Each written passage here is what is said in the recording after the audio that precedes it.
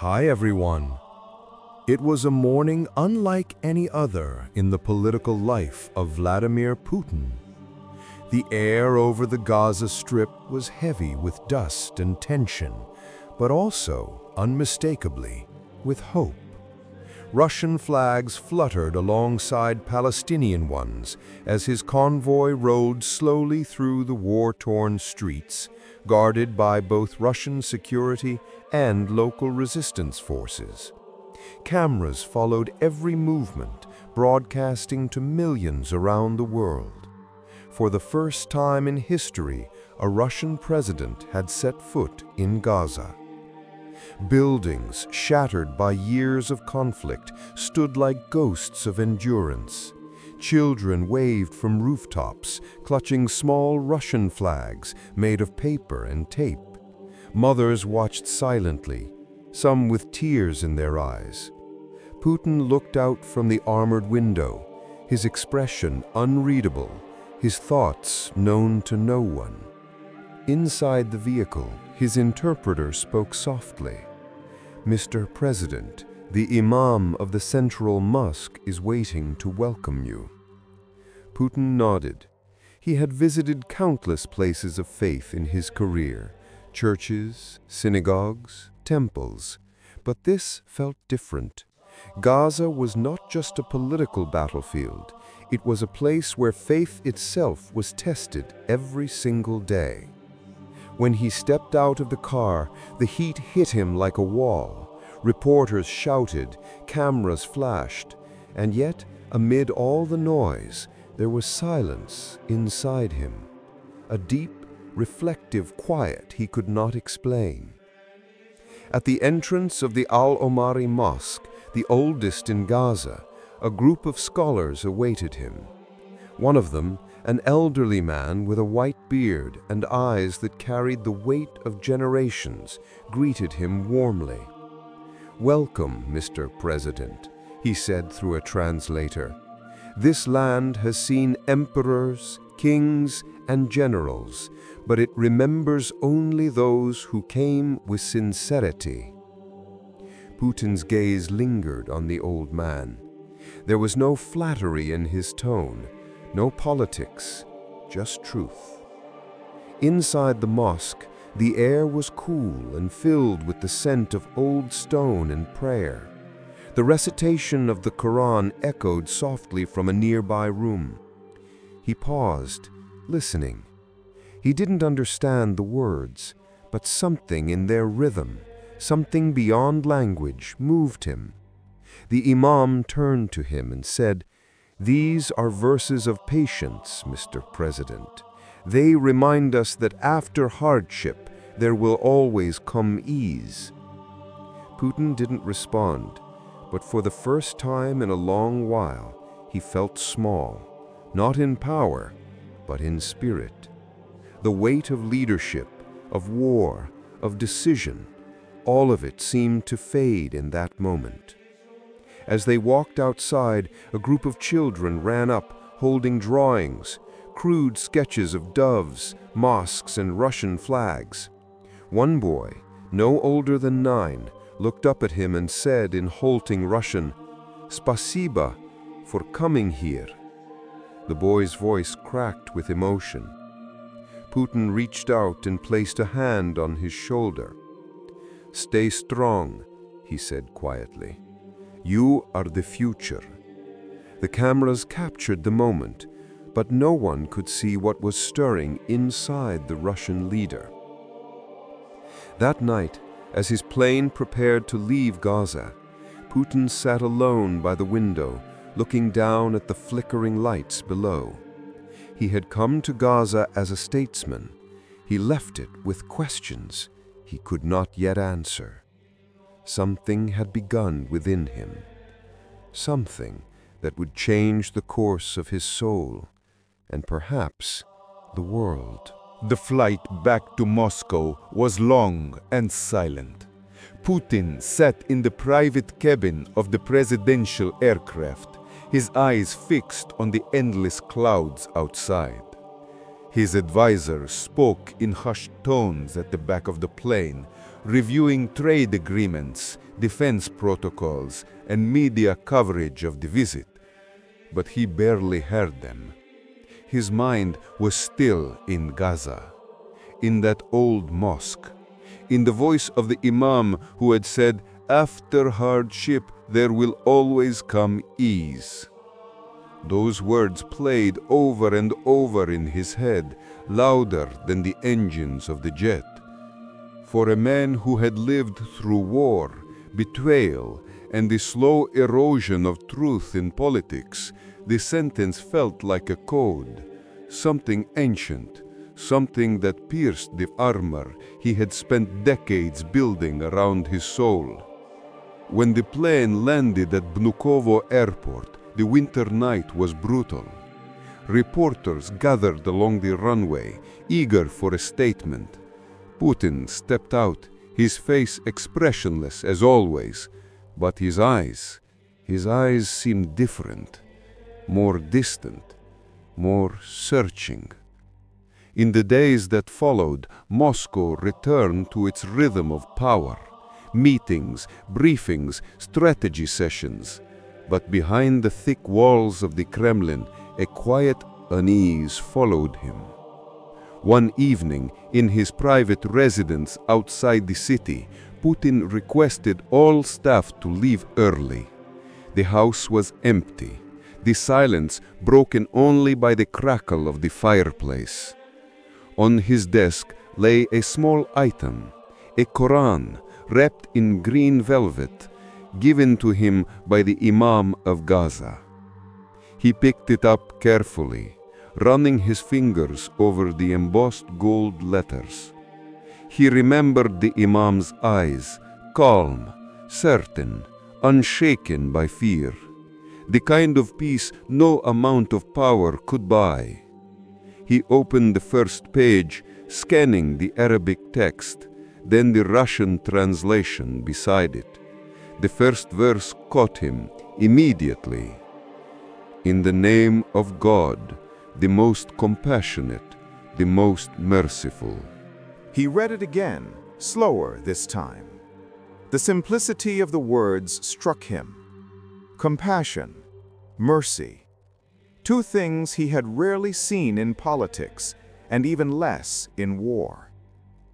As he read further, he found verses about justice, humility, and the fleeting nature of worldly life. He leaned back in his chair and whispered to himself, "Everything ends, power, fame, even empires." For a man who had spent his entire life shaping the destiny of a nation, the thought was unsettling. Yet somehow, it also brought him peace. In the following weeks, those around him began to notice subtle changes. He stopped interrupting during meetings. He listened longer. He smiled less, but when he did, it was genuine. Late at night, the guard stationed outside his residence would sometimes hear faint sounds from inside. A calm, rhythmic recitation played softly from his study. No one dared to ask, but those who knew him best sensed something profound was happening. The visit to Gaza had not been a political maneuver. It had been a seed, planted deep within the heart of a man the world thought unshakable. And though no one yet knew it, that seed was beginning to grow. Moscow, midwinter. The Kremlin's golden domes glistened beneath a pale gray sky, their beauty doing little to disguise the storm brewing inside the palace of power. Behind closed doors, Putin was no longer the same man his aides once knew. Meetings that had once been dominated by assertive commands were now marked by long silences, quiet reflections, and questions that unsettled his ministers. "Mr. President," one of his advisors said cautiously during a Security Council session, "our allies are asking for a response to the latest sanctions. How should we proceed?" Putin looked at him, eyes calm but distant. "Respond with wisdom, not anger," he said quietly. The room fell silent. Wisdom, not anger. The phrase was unlike him, unlike the man who once met confrontation with cold precision. The generals exchanged uneasy glances. The foreign minister shifted uncomfortably. Only one man, Sergei Lavrov, watched him closely. He had been with Putin long enough to sense that something had changed deep within. After the meeting, Lavrov approached him in private. "Vladimir Vladimirovich," he began, choosing his words carefully, "you seem different since Gaza." Putin didn't look up from his desk. "Gaza," he repeated softly. "It's a place that forces you to see life as it is. No illusions." Lavrov hesitated. "You've been reading the Quran." Putin raised his eyes then, steady, unflinching. "Yes." There was a long pause. Lavrov nodded slowly, uncertain what to say, and left without another word. That night, in the stillness of his private office, Putin read again. The verse that caught him this time was from Surah Al-Baqarah. "Do not let the hatred of a people prevent you from being just. Be just, that is nearer to righteousness." He closed the book and leaned back in his chair, staring out at the Kremlin towers illuminated by the city lights. The words struck him like a quiet thunder, a direct challenge to everything his world had been built upon. Could justice exist without power? Could peace exist without control? For the first time in his career, he didn't know the answer.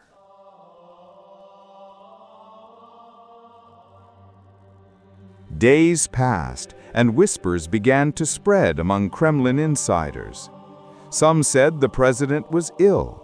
Others claimed he was preparing for a spiritual retreat. The intelligence chief even suggested foreign influence. But none could guess the truth, that within the most powerful walls in Russia, the leader of a nuclear superpower was at war not with the West, but with himself. At night, he often found himself gazing at a small framed photograph on his desk, a gift from the Palestinian children he met in Gaza. In the picture, their smiles were wide despite the rubble behind them. He stared at it for a long time, until finally he murmured in Russian, "They have nothing, and yet they have peace." It was then he realized all the armies, all the empires, all the wealth in the world, none of it could buy what he saw in their eyes. And for the first time, the man who once ruled through fear began to seek something greater than power, something that neither Kremlin walls nor history books could contain. It was well past midnight in Moscow. Snow drifted softly over the Kremlin walls, muting the sounds of the city below. Inside the presidential residence, every corridor was dark, except one. A single light glowed beneath the door of Vladimir Putin's private study. He sat alone at his desk, papers scattered, reports unread.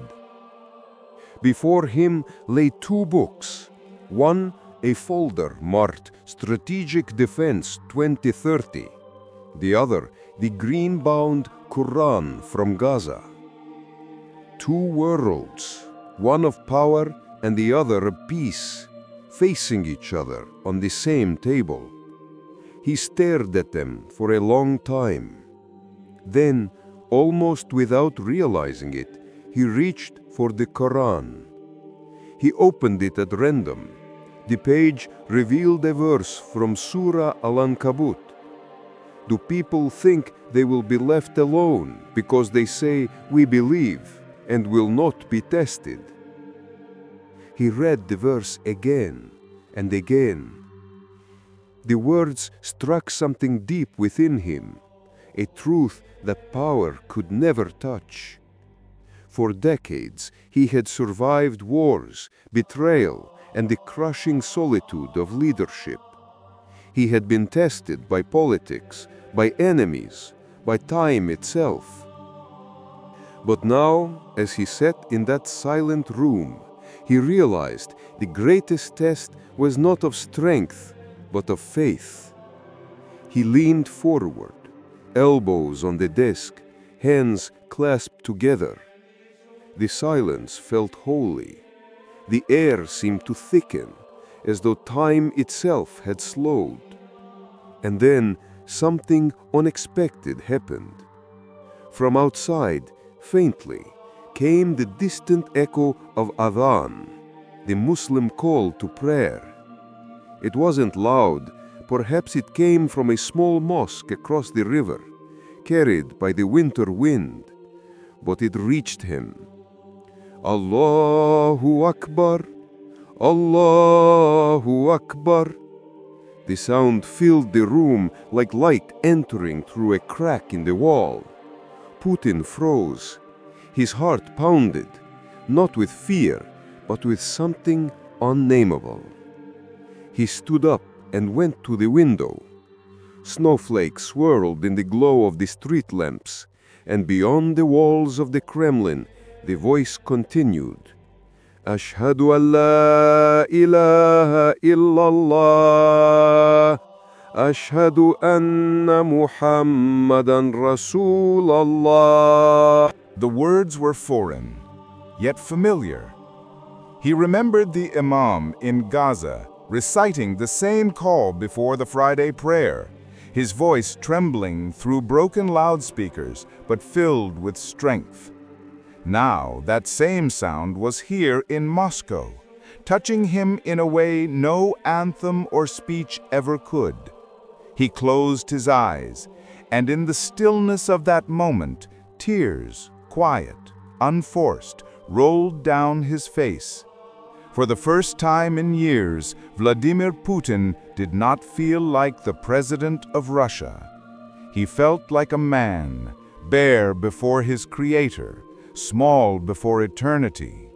He whispered under his breath, uncertain, trembling, "God, guide me." No one witnessed it. No cameras, no audience, no applause. Just a man alone with his conscience at the edge of understanding something greater than himself. When the call to prayer ended, the silence returned, but it was no longer empty. It was alive. Putin looked once more at the Quran, now glowing softly in the lamplight. He placed his hand upon it and said quietly, almost like a vow, "I will learn. I will understand." Outside, the snow continued to fall over Moscow. But inside the Kremlin, something had changed forever. The most powerful man in Russia had begun a journey not of conquest, but of surrender. It happened quietly. No media, no ceremony, no grand declaration. Just a cold dawn in early spring, Moscow still asleep under a silver mist, when the leader of Russia made a decision that would change not only his life, but the course of history. Inside his private residence near Novogoryovo, the room was dimly lit. A small fire burned in the hearth. On the carpet before it, Vladimir Putin knelt, not in the posture of command, but in humility. No one else was present except a single interpreter who had been sworn to secrecy. The scholar spoke first, his voice gentle. "Mr. President, Faith is not a political choice. It is a calling of the heart. Are you certain of what you seek? Putin hesitated only a moment, then he nodded. I have seen power, but power has never brought me peace. What I saw in Gaza, what I heard in those verses, it has not left me since. The scholar smiled faintly. Then peace is already in you. He guided him through the words, slow and deliberate. Repeat after me, he said. Ashhadu alla ilaha illallah wa ashhadu anna Muhammadan Rasulullah. Putin's voice trembled as he repeated the words in Arabic, his Russian accent heavy, his tone unsteady, but sincere. When the final syllables left his lips, a profound silence filled the room, the kind that seems to stop time itself. The scholar placed a hand over his heart. Congratulations, my brother. You have entered Islam. For a long time, Putin said nothing. His eyes glistened in the firelight. He felt as if something vast and invisible had lifted off his shoulders, decades of burden, ambition, fear, all replaced by a stillness he had never known. He whispered, almost to himself, I feel free. The scholar nodded. Because submission to God is the only true freedom. They prayed together, side by side. Putin followed carefully, each motion awkward but earnest. When he touched his forehead to the ground, the world outside seemed to fade. The palaces, the armies, the power. For those few minutes there was no president, no politics, only a man and his creator. When it was over, the scholar handed him a small wooden rosary and said, Keep this, not as a symbol of status, but of remembrance. For the heart forgets easily. Putin held it tightly, nodding in silence. As the sun began to rise over the frozen Moscow River, the first light entered the room. The scholar prepared to leave, but before he stepped out, he turned once more. Mr. President, he said gently, you may lead a nation, but never forget the greatest leadership begins with the self. When the door closed behind him, Putin remained still. The Quran lay open on the desk, its pages glowing in the new light of morning. He looked out the window, the city awakening beneath him, unaware of what had just taken place. And for the first time in his life, Vladimir Putin smiled. Not the controlled smile of a statesman, but the quiet peace of a man who had found truth. The world would not know for months, perhaps years, but from that dawn onward, the man once known for his iron heart carried within him something far stronger, faith. The days that followed his secret shahada were unlike any Putin had lived before. To the world he remained the same man, the steerly controlled leader of Russia, the former KGB officer whose eyes could freeze a room. But beneath that familiar exterior, something had shifted, quietly, profoundly. In public, nothing seemed different. He attended cabinet meetings, hosted foreign diplomats, and appeared on state television. His tone was steady, his posture disciplined. But those who watched closely noticed subtle changes. He no longer raised his voice in anger. He refused extravagant banquets filled with luxury wines. He stopped wearing his gold Orthodox cross, something he had worn for decades. At first, the changes were dismissed as signs of aging or fatigue, but those who kept close to him, his personal guards, his chef, his long-serving secretary, began to sense something deeper. Every dawn, before the first light touched the Moscow skyline, the guards noticed a faint glow beneath the door of his study. Inside, Putin would be alone, facing east, a small prayer mat laid on the floor. He moved with care, whispering softly the words he had practiced from recordings sent by the Dagestani scholar. Allahu Akbar, Subhana Rabbiyal Allah. The Arabic still felt foreign on his tongue, yet each word carried weight, as though the sound itself cleansed something inside him. He found comfort in the rhythm of Salah, in the humility of bowing after a lifetime of standing above others. When he placed his forehead to the ground, the Kremlin walls no longer felt like fortresses. They felt like barriers breaking open. His meals changed too. Gone were the lavish dishes of caviar and red wine. He began eating dates in the morning, drinking water instead of vodka. Once, when an aide offered him champagne during a diplomatic dinner, he politely declined. "I've given up certain things," he said quietly. "Discipline is important." Few understood what he meant, but for those who did, it was enough. In private, he kept studying. His Quran, now worn at the edges, was never far from his reach. He spent long hours reading about the Prophet Muhammad ﷺ, about justice, mercy, and the duty of leaders. Sometimes he would pause mid-sentence, take a deep breath, and whisper, "If only rulers ruled like this." And yet, despite his growing peace, a tension lingered. How long could he keep this hidden? Russia was a land of faith, but not this faith. His advisors still saw him as a guardian of orthodoxy, a defender of Russian Christian heritage.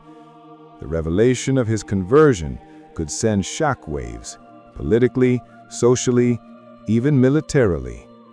So he kept his secret close, known only to a handful of men bound by loyalty stronger than fear.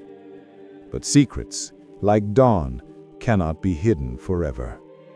Word began to spread quietly, among bodyguards, among clerics, among those who noticed his small acts of devotion.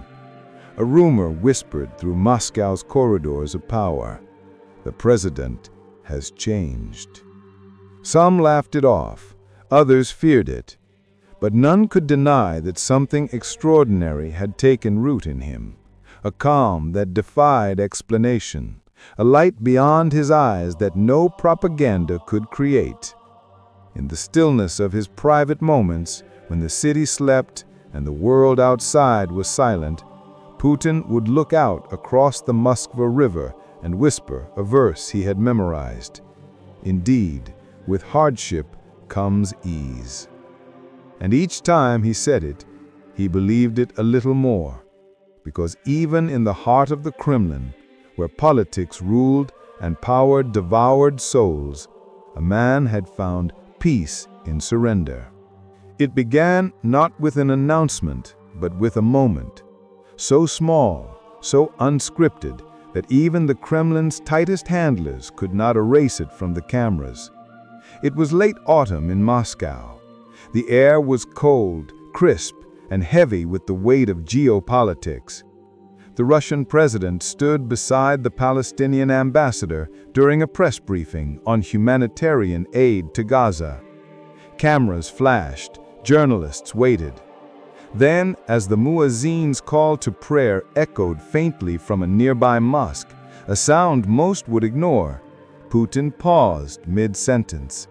He closed his eyes, only for a breath. But that brief stillness, that subtle stillness, was noticed. To most, it meant nothing. To those who knew, it meant everything. The video spread within hours. Across Arabic news channels, Turkish media, and social networks, it went viral. Putin pauses during Adhan. Some called it respect, others called it coincidence. But to those who had long whispered of the rumors inside the Kremlin, it was confirmation. The world began to ask, had Vladimir Putin converted to Islam? At first, Moscow's press office denied it. They said the president respects all faiths. Any suggestion of conversion is misinformation. But then came the second moment, one that no statement could silence. During a diplomatic visit to Kazan, the heart of Muslim Tatarstan, Putin entered the Kul-Sharif Mosque. Cameras rolled as he removed his shoes, walked in quietly, and stood side by side with the local Imam. When the prayer began, he bowed, not as a guest, but as a believer. The footage shook the world. In Istanbul, thousands poured into the streets to celebrate. In Cairo, scholars praised his humility. In Riyadh, Imams spoke of a ruler whom God guided from power to peace. Even in Gaza, the place where his journey had begun, murals appeared overnight. A portrait of Putin, his hands raised in supplication, beneath the words, "From Gaza to God." But in the West, chaos followed. Media networks scrambled to interpret it. Governments convened emergency meetings. Analysts debated whether this was a calculated political gesture or a genuine act of faith. In the Kremlin, silence reigned. That night, Putin addressed his nation, and through it, the world. He stood before the Russian flag and the crescent moon of the Kazan skyline behind him. His voice was steady, his expression calm. "For many years, I have searched for truth, in strength, in philosophy, in politics. But I have learned that truth is not found in domination, but in submission. Submission to God, the Creator of all." A murmur swept through the audience. He continued, "This path is personal, not political. I remain devoted to my country, to my people, and to peace among all faiths. But I can no longer hide the peace that has entered my heart." He paused. "I have accepted Islam." The room was silent. Then the cameras began to flash, reporters shouting questions that would never be answered. Across the world, reactions erupted. Disbelief in Washington, shock in the Vatican, celebration in Mecca. In Moscow, the bells of the Orthodox Church rang, while the mosques of Tatarstan and Dagestan answered with the Adhan. For the first time in Russian history, two calls, one from church bells, one from minarets, filled the same sky. And in that harmony, brief and fragile, a message resonated beyond borders and politics. That night, in the solitude of his residence, Putin performed the evening prayer. No cameras, no guards, no applause. Just him, a prayer rug, and silence. When he finished, he whispered a verse he had memorized since Gaza. "Indeed, God guides whom He wills to the straight path." Quran 2:113. He closed his eyes. The man who had once ruled nations now bowed only to one. Winter melted slowly over Moscow that year. Snow gave way to rain, and rain to sunlight, a rare warmth that seemed to mirror the quiet transformation spreading across the nation. It had been 6 months since the moment that shook the world, Vladimir Putin's public declaration of faith. For some, it was disbelief, for others, divine destiny. But no one could deny that Russia and the world would never be the same again. In the weeks that followed his announcement, the Kremlin corridors changed in subtle ways. Meetings began later, allowing time for the dawn prayer. State dinners no longer served alcohol. Foreign ministers from across the Muslim world, from Ankara to Jakarta, arrived in Moscow not merely as diplomats, but as brothers in faith. A new policy emerged, the path of mercy. It was not a slogan for politics, but a guiding principle. Humanitarian aid to Gaza and Yemen tripled. Russian engineers rebuilt hospitals and mosques destroyed by war. Muslim scholars were invited to Russian universities to teach Arabic, history, and ethics. For the first time in centuries, the words Allahu Akbar echoed openly through Moscow streets, not in protest, but in prayer. Yet not all welcomed the change. Western capitals questioned his motives. Some claimed it was a strategic maneuver. Others called it the most dangerous ideological shift in modern geopolitics. But those who had seen him closely, who had witnessed the quiet way he now spoke, the gentleness in his tone, the stillness in his eyes, knew it was real. One spring afternoon, Putin traveled once more, this time back to Gaza. It was not an official visit, no motorcade, no cameras, no speeches. Only a small convoy of vehicles and a handful of trusted aides. The children who had once given him drawings were older now.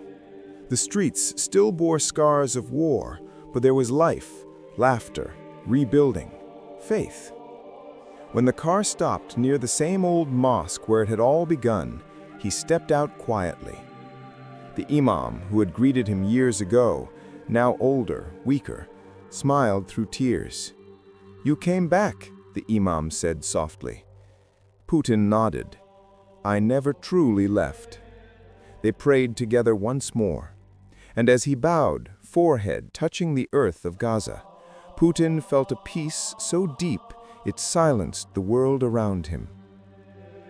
That evening, as the sun set over the Mediterranean, he stood alone by the water. The horizon glowed red and gold, the sound of waves mingling with the distant call to prayer. He whispered in Russian, from power to faith, from command to surrender. Then in Arabic, Inna lillahi wa inna ilaihi rajiun. To God we belong, and to Him we return. When he returned to Moscow, a letter awaited him, written by a group of young Russian Muslims. They thanked him for his courage, for proving that faith and leadership could coexist. At the bottom, a small line written by a child caught his eye. "Mr. President, now you understand our peace." He smiled. The man who once ruled through fear, now led through faith. He no longer sought to be remembered in monuments or books, but in the prayers of those who found hope through his change. In his final address to the nation that year, he spoke words that would echo far beyond borders. "Russia will be strong not by weapons but by values. We will stand with every nation that stands for truth. We will honor every faith that honors peace. And I will serve the one who guides all hearts."